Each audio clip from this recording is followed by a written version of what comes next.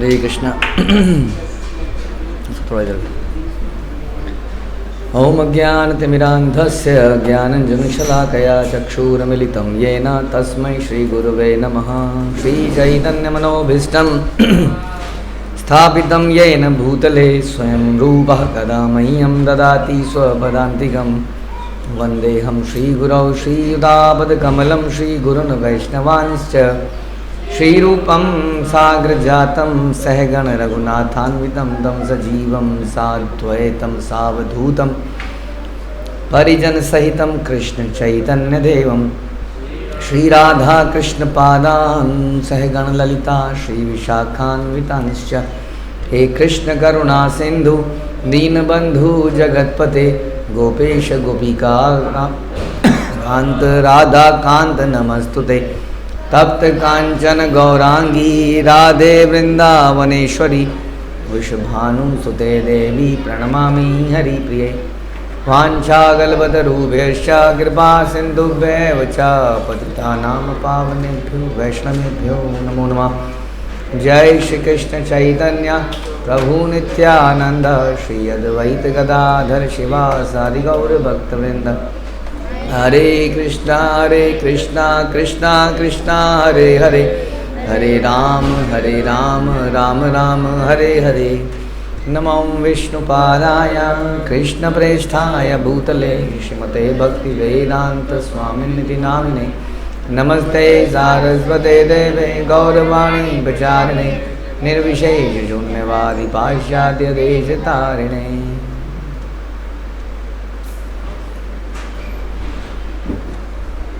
जय जय श्री चैतन्य जयो नित्यानंद जय अद्वैत चंद्र जय गौर भक्तवृंद।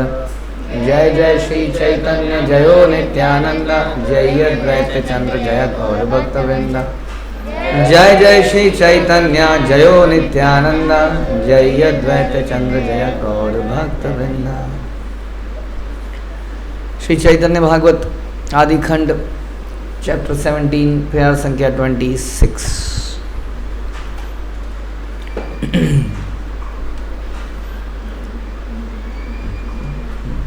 तो हमने सुना जो व्यक्ति निरंतर भगवान के दास से भाव में स्थित रहता है भगवान उसे अवश्य ही अपनी सेवा प्रदान करते हैं। तो हमने सुना था कि serving the Lord is the key. हाँ, सर्विस करना, छोटे बने रहना, दासों का दास बनना, ये बड़ा इंपॉर्टेंट चीज़ है। और भगवान क्या है? सेवक वत्सल है। भक्त वत्सल से वैसे तो एक ही बात है, जो भक्त है वो सेवक है, लेकिन कई बार हम भक्त अपने आप को सुपीरियर मानने लगते हैं ना somehow, and we are the devotees. So devotee means who is servant of Krishna, who is servant of the servant। इसलिए यहाँ पे बताया कि अतः भगवान सेवक वत्सल अर्थात अपने सेवकों पर विशेष स्नेह रखने वाले के रूप में प्रसिद्ध हैं। वे अपने भक्तों की महिमा बढ़ाने के लिए स्वेच्छा से पराजय भी स्वीकार कर लेते हैं। प्रयास संख्या 27। सर्वत्र रक्षक है न प्रभुर चरण बल देखी केमते छाड़ी ब भक्तगण। भक्तों के लिए सर्वत्र केवल भगवान ही एकमात्र रक्षक हैं, अतः वे अपने प्रभु के चरण कमलों का परित्याग कैसे कर सकते हैं? हाँ, तो उनको ऐसा लगता है, उनकी ऐसी चेतना डेवलप हो गई है कि कृष्ण ही मेरे रक्षक हैं। अवश्य रक्षे भी कृष्ण विश्वास पालन या रक्षति विश्वासो। वही समझते हैं कि भगवान ही मेरे रक्षक हैं। अगर भगवान उनकी रक्षा नहीं करते हैं तो भी वही सोचते हैं कि भगवान के रक्षक हैं। बताइए, ट्रू या फॉल्स? इसका मतलब कह रहे हैं कि भगवान कभी कभी रक्षा नहीं भी करते हैं, हैं? तो कौन सी सिचुएशन है जब भगवान रक्षा नहीं करते हैं? बताइए। नहीं, कौन सी सिचुएशन है जिसमें रक्षा नहीं करते हैं? वो क्या है? मरने पर, एक्सीडेंट होने पर, बीमारी होने पर तो रक्षा करते हैं उस वक्त। कैसे? तो बीमारी हो गई, मर गया मैं, तो मैं अलग हूँ, मेरी चेतना अलग है। मैं अलग हूँ, मेरी चेतना अलग है। ये तो पहली बार सुना मैंने ज़िंदगी में अपनी। तो आप बताइए ज़रा, मैं कौन हूँ, मेरी चेतना कौन है? लक्षण हुआ ना, तो लक्षण उससे अलग करिए, क्या बात हुई? आपको कोई नमकीन अलग है और नमक अलग है, ये समझ नहीं आया कुछ। अलग कैसे है? उसका लक्षण है, ठीक है ना? तो फिर मैं अलग हूँ, मेरी चेतना अलग है, तो फिर समझ नहीं आया। आपने कहा कि चेतना की रक्षा करते हैं, तो मेरी रक्षा करते हैं, मेरी चेतना की रक्षा करते हैं? मैं शरीर समझ रहा हूँ तो हमने तो कहा हमने कहा हम बीमार होके मर गए, अब भगवान ने रक्षा कहाँ करी इसमें? हैं? मेरी रक्षा करी, मर गया ना मैं, लेकिन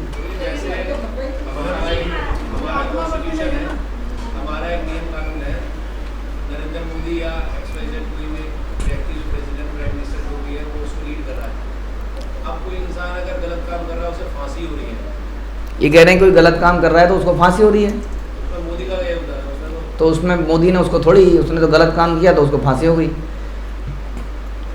ठीक है, ओके। बट अभी समझ नहीं आया बेसिक फिलॉसफी हमारी क्या है। भगवत गीता के दूसरे अध्याय में भगवान क्या बताते हैं? क्या बताते हैं भगवान भगवत गीता के दूसरे अध्याय में? मेनली क्या बताया है? किस चीज़ के बारे में बताया है? अच्छा, आत्मा के बारे में। तो क्या बताया?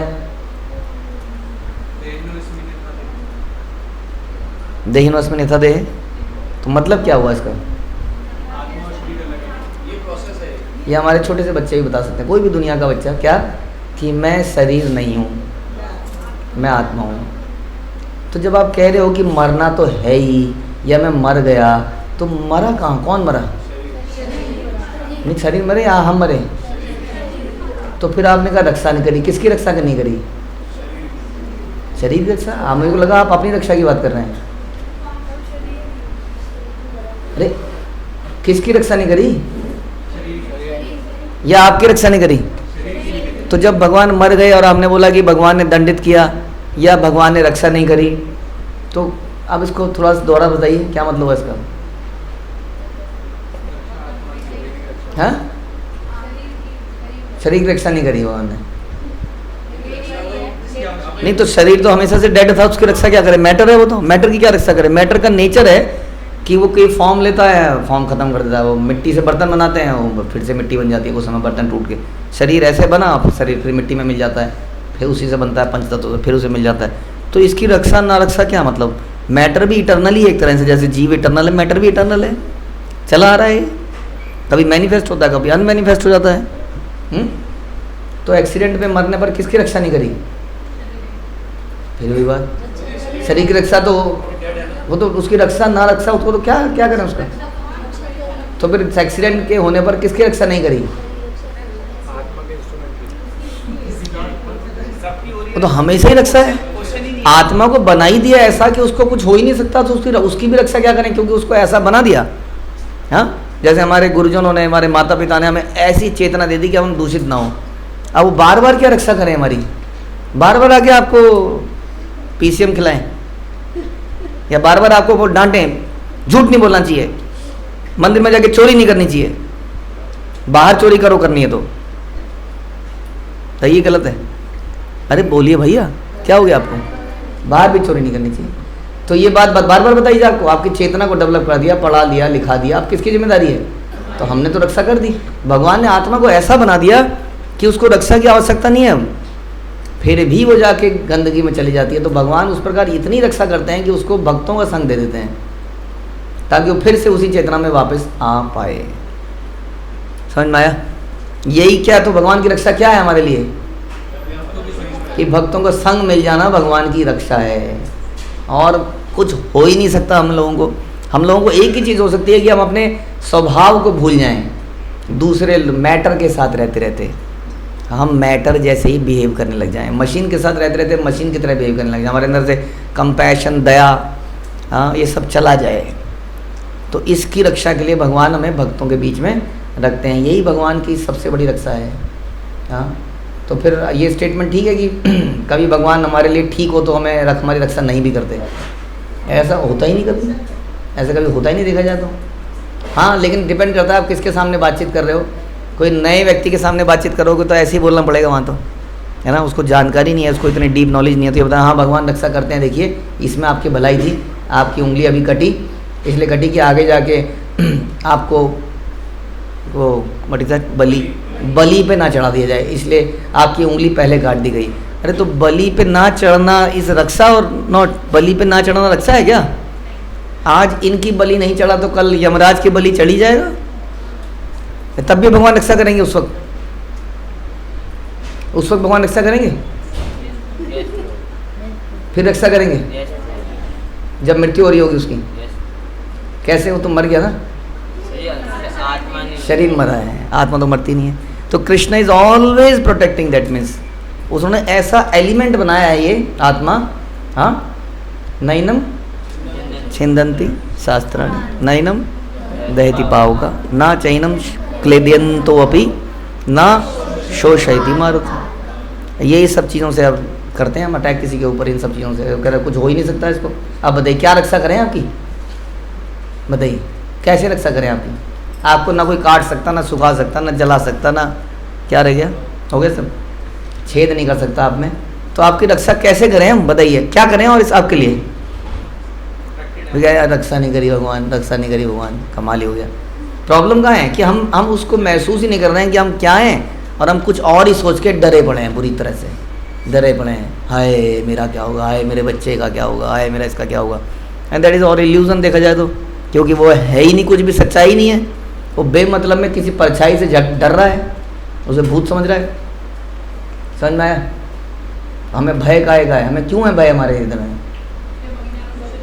क्योंकि हम अपने आप को रियलाइज, हम कौन है हमें पता ही नहीं, हम भूल के अब अपने को कुछ और ही समझ बैठे हैं, इसलिए भयभीत हैं। और हमने अपने रियल कॉन्शियस में आ जाए तो हम ऐसे एलिमेंट हैं जिसको कोई कुछ नहीं बिगाड़ सकता। जानते हैं आप हम सब अजर अमर हैं। हिरण्यकशिपु ने इतनी तपस्या करके अपने आप को अमर किया, हमको कोई ज़रूरत ही नहीं है तपस्या करने की, क्योंकि हम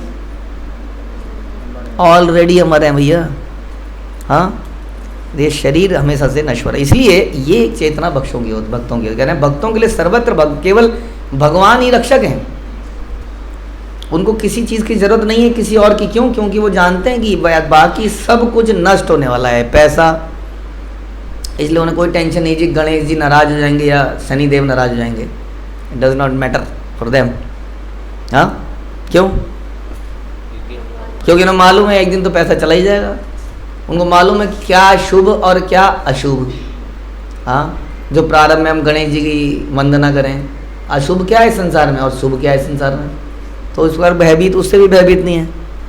समझ में? इस प्रकार किसी भी रीति रिवाज से, किसी अष्टमी से, किसी नवमी से, हाँ, कोई फर्क नहीं है, क्योंकि पता है ये सब कुछ एनीवे नष्ट होने वाला है। और यही दशहरे के दिन भगवान ने रावण को दिखाया, खूब मेहनत करी उसने। हाँ, कितनी लंका सोने की मेहनत से बनाई, लेकिन क्या हुआ, समाप्त हो गया कि नहीं? विजयदशमी। हाँ जी, कल मैं अपने ब्रदर से बात कर रहा था, तो ये जो अशुभ अशुभ वाली बात है, तो बता रहा था कि कुछ बृहस्पति का कुछ चल रहा है, तो 15-20 दिनों में अगर हमने बात कर ली, बृहस्पति का कुछ चल रहा है, हो जाएगा, फिर 15 दिनों में बात कर ले। अच्छा, उसके बाद कहने लगा, अपने बेटे के बारे में बताने लगा कि उसकी कुंडली में ये योग है, और वो जैसे पापा की सेवा कर रहा है ना, हाँ, तो उसका वो योग शांत हो जाएगा। हाँ, इसलिए वो दादा की सेवा बहुत अच्छे से कर रहा है। दादा की सेवा करी इसलिए रहा है कि जो उसका योग शांत हो जाए। चांडाल योग है उसकी कुंडली में, बता रहा था, चांडाल योग शांत हो जाएगा। कल हमको एक हम वो बता रहे थे योगा सीखने जाते हैं, वो कह रहे थे चक्रा, हाँ, चक्रा इनेबल करने से ये हो जाता है, तो उसने वो बता रही थी कि ऐसे ऐसे करेंगे तो व्हाट वाज दैट, कहाँ है वो चक्रा, वो हो जाएगा तो उन्होंने कहा हाँ, चक्रा एक्टिव हो जाएगा तो मन शांत हो जाएगा, समबडी सेड। हाँ, तो हमने पूछा उनका बच्चा शांत है? उनका बिल्कुल भी शांत नहीं है, मोबाइल में उनके सामने बैठ रहा था। मैंने कहा पहले उसको बोला अपने बच्चे को शांत कर ले, उसका चक्रा जला दे। नहीं, कृष्ण भक्त निष्काम अतएव शांत, उन्हें कोई चक्कर नहीं चलाना पड़ता है। चक्कर तो भौतिक लोग चलाते हैं और चक्कर चला चला के मर जाते हैं। हाँ, हमें चक्कर चलाने की ज़रूरत नहीं है। भक्त लोग भी कई बार कंफ्यूज हैं, प्रभु जी ये थोड़ा सही लग रहा है, प्रभु जी ये चक्रास एक्टिवेट कर लेंगे तो थोड़ा एनर्जी मिलेगी, थोड़ा ये मिलेगा, अरे सारे एनर्जी का सोर्स तो वही है, सारा चक्कर तो उनका चलाया हुआ है, तुम क्या चक्कर चलाओगे अब?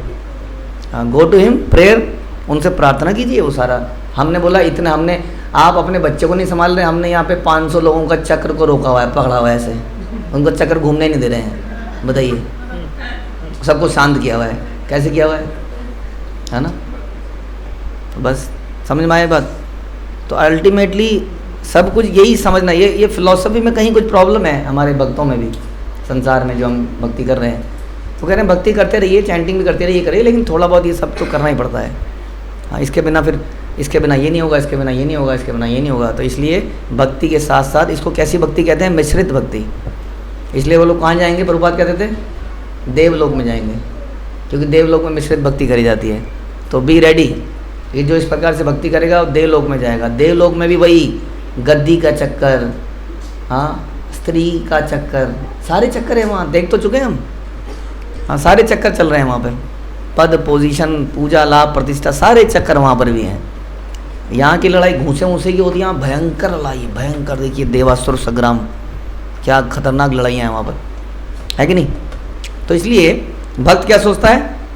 केवल भगवान ही रक्षक हैं, हर चीज़ में उन्हीं के ऊपर डिपेंड रखना है। अतः वे अपने प्रभु के चरण कमलों का परित्याग कैसे कर सकते हैं? They can not leave the lotus feet of Krishna. वही उनके लिए सब कुछ है। मारो भी राखो भी जो इच्छा तुम्हारे, जैसे हम कहते हैं।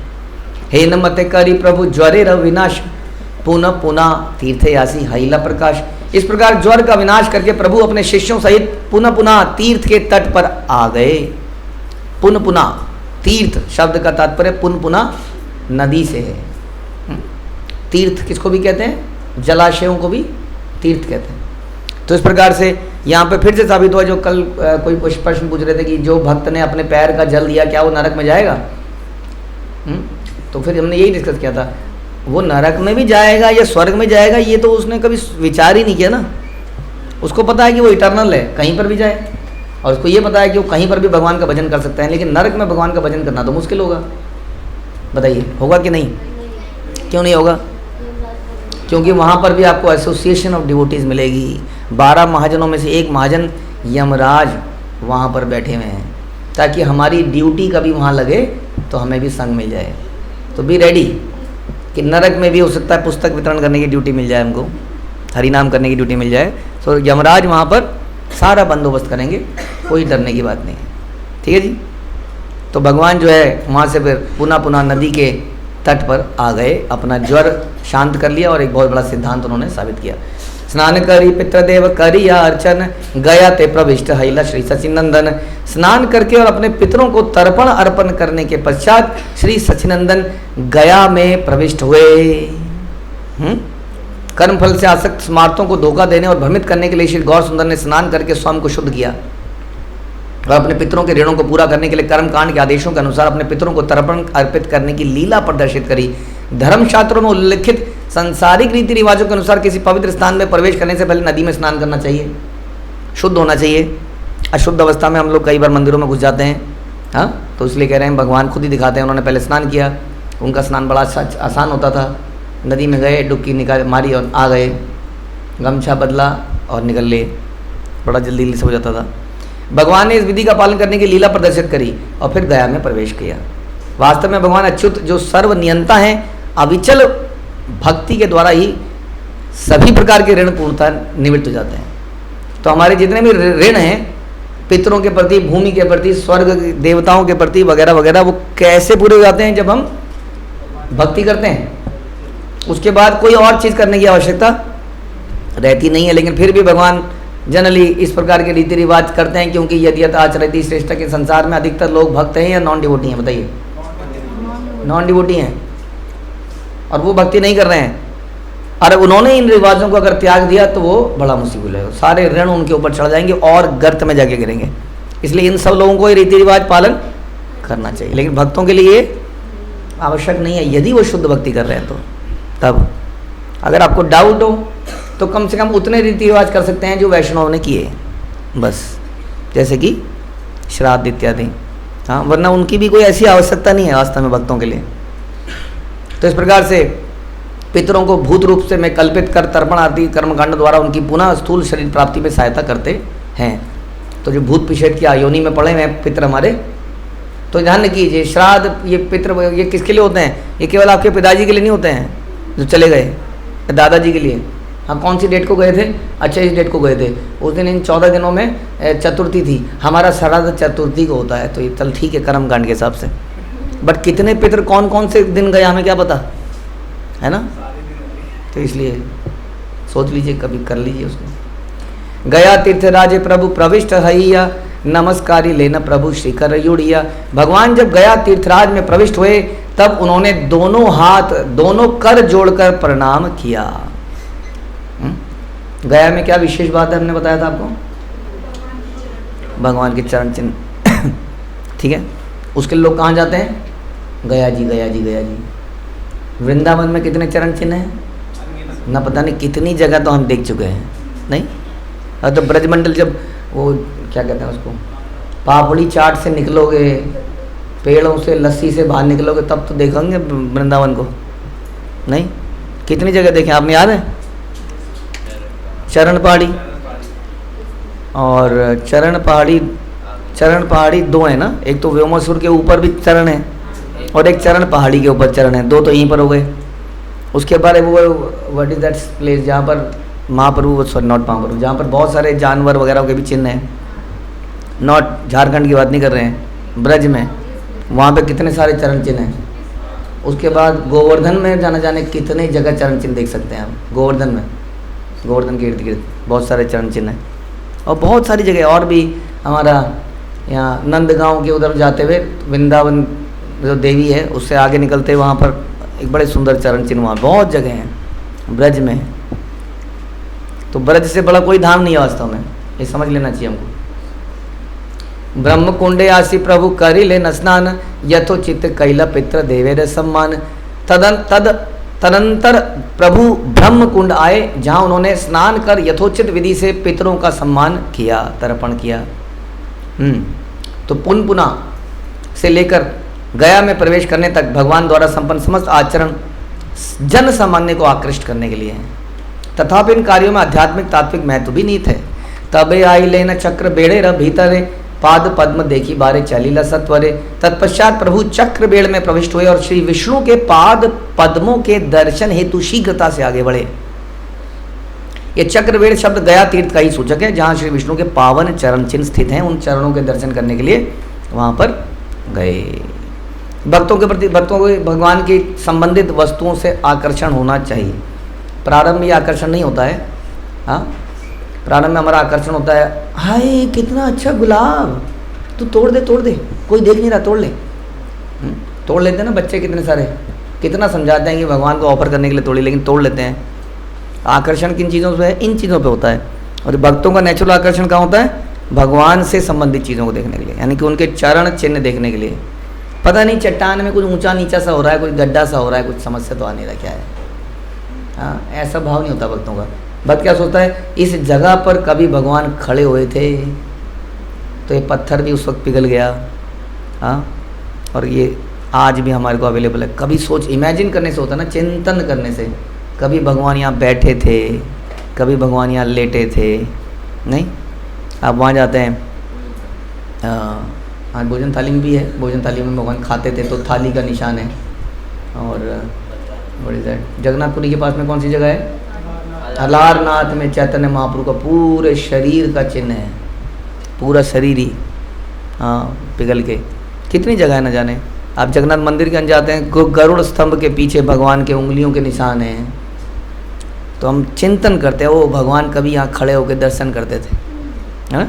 तो उनको एक्साइटमेंट होती है क्योंकि उन्हें भगवान से अटैचमेंट है। इस प्रकार तो विप्रगण बेड़िया छे श्रीचरण स्थान, श्रीचरण माला ये न देउल प्रमाण। ब्राह्मणों ने चारों ओर से श्री विष्णु के चरण स्थली को घेर रखा था। What an attachment. अब हम सड़क में जा रहे होते हैं कई बार, तो आप वहाँ भी देखते हैं कि कई सारे लोगों ने सड़क में बीच में घेरा बना रखा है, शायद वहाँ से कोई चरण चिन्ह निकले हों। वहाँ पे दो लोग एक दूसरे को घूंसा मार रहे हैं और सब लोग वहाँ पे खड़े हो गए, बाइक स्कूटर सब रुक जाएगा, लोग कार वार रोकेंगे। अब देखना, और थोड़ी देर देखेंगे झगड़ा, और कई तो क्या करते हैं आगे जाते हैं, जोर से थप्पड़ मारते हैं बाहर आते हैं, बाइक चालू करते हैं, निकल लेते हैं। तो मारने का एक मौका मिले, किसको पता किसने किसको मारा, मारा धार से मारा, निकल लिया अपना आराम से। तो हुड़क है मारने की, वो समाप्त कर लेते। खूब ऐसा आप देखेंगे, कई सड़क में चलते चलते आपको लगा अरे कितने सभ्य हो गए लोग, इतनी लंबी लाइन, इतनी भीड़। वहाँ लगा होगा अंग्रेजी देसी शराब की दुकान। तो हमारी भीड़ कैसी जगहों में दिखती है? ऐसी जगहों में दिखती है। नहीं, वो किसी बर्गर कंपनी की लाइन लग रही है। कितने फेमस बर्गर कंपनियाँ हैं। कल हम डिस्कस कर रहे थे कि जो बर्गर कंपनियाँ हैं बड़ी खतरनाक कंपनियाँ हैं, आप जानते नहीं। वो बता रहे थे, कोई वीडियो आई उस पर, जो बर्गर आप लोग खा लेते हैं जब कभी कभी घर जाते हैं, तो हम बता दें आपको। तो कह रहे हैं कि सारे के सारे आलू एक ही रंग का कैसा होता है दुनिया में, उस बर्गर कंपनी का। हम बनाते हैं कई बार तो थोड़ा थोड़ा, कोई ज़्यादा ब्राउन, कोई ये और वो। आलू भी हम देखते हैं अलग अलग सीज़न में अलग अलग तरह का आता है। वो कहते हैं आलू नहीं है, आलू के अंदर उन्होंने कुछ कलर डाला हुआ है। कई चीज़ें बताए थे उस वीडियो में। बता रहे थे कि वो जो तेल है जिसको जला रहे हैं, वो तेल भी नॉर्मल तेल नहीं है, वो तेल भी कुछ केमिकलाइज तेल है। उसके बाद आप देखेंगे अगर कभी उस जगह पे जहाँ पे फ्रेंच फ्राइज़ आपके तल रहे होते हैं, उसमें एक गहरा सा एक वो होता है, उसके अंदर वो डालते हैं उसको और उसमें से ऐसे निकाल लेते हैं और पूरे दिन उसी में चलता रहता है। इसका मतलब क्या हुआ? इसका मतलब उसी तेल में पूरे दिन पक रहा है, जिससे कि बहुत बीमारियां, डॉक्टर कह रहे हैं तेल को बार बार पकाने से, उसी में पकाया जा रहा है, उसमें बहुत सारी बीमारियां हो जाती हैं। और कहते हैं यहाँ तक कि इसको छोड़ दीजिए, आलू, वो जहाँ आलू उगता है उसमें पूरी रिसर्च बताई कि उसमें ऐसा केमिकल छिड़कते हैं कि किसान भी वहाँ 2 दिन तक जाता ही नहीं है, इतना वहाँ ख़तरनाक माहौल जाता है। इतना केमिकल छोड़ देते हैं वहाँ पे वो, क्योंकि क्रिटिकल है बड़ा। क्या? आलू नहीं होगा तो समोसा ख़त्म, फ्रेंच फ्राइज़ ख़त्म। कितने फ्रेंच फ्राइज बिकते होंगे दुनिया में, आप सोच सकते हैं कितना क्रिटिकल है उनके लिए। तो ऐसा भयंकर केमिकल छिड़का जाता है कि 2 दिन तक किसान भी नहीं जाता वहाँ पर। सोचा आपने? हाँ, ऐसे जरा सी जो हम करते हैं, जहाँ पर लाइनें लगी हैं खाने के लिए, जहर को खाने के लिए लाइन लगा रखी है आपने, जहर को खाने के लिए। फिर कहते हैं कैंसर क्यों हो रहा है, ये क्यों हो रहा है। ऐसी कोई भी चीज़ सोच लीजिए आप, ये तो जस्ट एक, हम क्या कहते हैं, वो बता रहे थे, क्या कहते हैं, प्लेन सॉल्टेड फ्रेंच फ्राइज। हाँ प्रभु जी, हम लोग अनियन गार्लिक नहीं खाते हैं, तो मैं केवल प्लेन सॉल्टेड, हाँ, क्लासिक चिप्स खाते हैं कि नहीं? हाँ जी बताइए जी, क्लासिक चिप्स में अनियन गार्लिक है? नहीं है। और भक्तों का भी दिमाग खराब हो चुका है उसको खा खा के। प्लेन सॉल्टेड कुछ नहीं है, केवल नमक है प्रभु जी। अब पता चलेगा उसमें क्या क्या नहीं है। आप गए कहाँ, उसकी जर्नी कहाँ, पीछे कहाँ गए आप? इतनी परफेक्शन, इतनी होमोजीनियटी, क्या बोलेंगे उसको, होमोजीनियस, एक जैसा, बताइए जरा, बार बार एक जैसा, कमाल ही हो गया बिल्कुल। कलर एक, सब कुछ एक। हाँ, तो तेल बदलेंगे वो बार बार, तेल चिप्स को तलने से पहले तेल बदलेंगे वो पीछे से आपके, इसको क्या कहते हैं, कड़ेल। हलवाइयों को बेचारों को बोला जाता है, तो बेचारा एक दिन समोसा तलता होगा, 2-4 बार निकालता है, चलो ठीक है, उसको लिए भी हम कहते हैं अरे बड़ा हलवाई, अरे बड़ा गंदा है, देखो कढ़ाई कितनी काली। अरे वो आयरन से काली है काम तो गलत ही कर रहा है, वो भी अशुद्धि कर रहा है, लेकिन उसके मुकाबले ये तो बहुत ज़्यादा गंदे हैं। हाँ, जिसको आपको पता ही नहीं फैक्ट्री में चल क्या रहा है। समझ में आया? ऐसी जगहों में हमने भीड़ लगा रखी है, भीड़। लेकिन वैष्णव कहाँ भीड़ लगाते हैं? श्री विष्णु के चरण स्थली को देखने के लिए भीड़ लग जाती है चारों तरफ। हर बार जाते हैं व्योमासुर की गुफा के ऊपर, इतनी सी जगह में, और भीड़, हो। हाँ, देख तो लिया, कितनी बार देखें उसको कांटों में से। तो ये भक्तों की अटैचमेंट है भगवान से। और चरण चिन्हों पर इतनी पुष्पमालाएं चढ़ी कि वो किसी मंदिर के शिखर के समान पट्टी, ऐसा पहाड़ बन गया। इतनी चरण चिन्ह पे माला डाल रहे हैं लोग, माला डाल रहे हैं। गंध पुष्प धूप दीप वस्त्र अलंकार, कत पड़ी याचे लेख जोखा नहीं तार। भगवान के चरणों पर असीमित चंदन पुष्प धूप दीप वस्त्र और अलंकार अर्पित किए जा चुके थे। जिसके पास जो मिला उसने ऑफर कर दिया, चरणों में ही। वो चरण कभी घूमते हुए देखे आपने कत्थक की तरह? वैसे ही पड़े, उसी डायरेक्शन में है, सालों बीत गए, लाइक अ डेड। हाँ, वो भक्तों के लिए डेड नहीं है वो। हाँ, वही चरण में भक्त लोग खूब उपहार लेके आते हैं चरणों में। अब आपको ये विग्रहों के तो आंखें दिख रही हैं, अलंकार विग्रह तो कई बार लगता है कि बात कर रहे हैं, इतना सुंदर सजा देते हैं कि बस। लेकिन भक्त लोग वो पहाड़ी में ऊंचा नीचा सा कोई टेढ़ा मेढ़ा सा बना हुआ चरण चिन्ह, अरे वाह कृष्णा। हाँ देखा आपने हमारे राधा दामोदर मंदिर में देखा, भगवान ने इतना बड़ा चरण चिन्ह, साथ में वो छड़ी, गाय का खुर, वंशी, सब के चिन्ह। उसी को देखने के लिए भक्त लोग पागल रहते हैं और मंदिर के दर्शन करते हैं। तो इस प्रकार चतुर्दिके दिव्य रूप धरि विप्रगण, करी तेछे पाद पद्म प्रभाव वर्णन।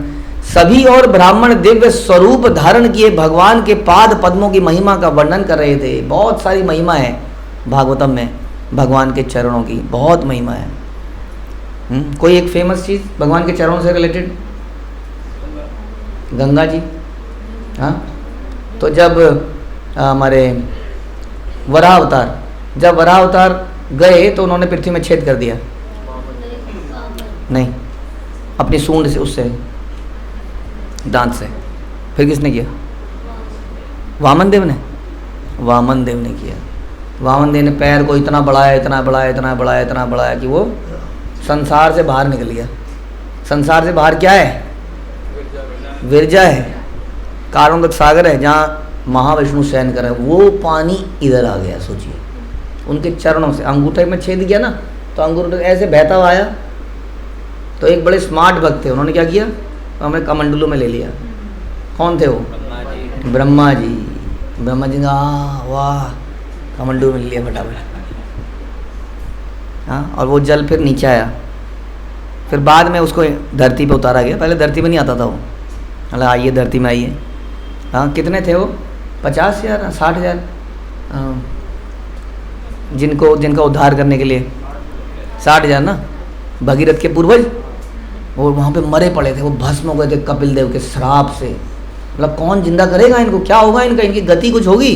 तब बोले गंगा जी आएंगी, अगर उनको टच करेंगी तभी इनकी गति होगी। सोचिए, क्योंकि श्राप से, कपिल देव के श्राप से भस्म हो गए थे। फिर Ganga ji after many generations Ganga ji यहाँ पर आई और आज हमारे सामने है। क्या है गंगा जी?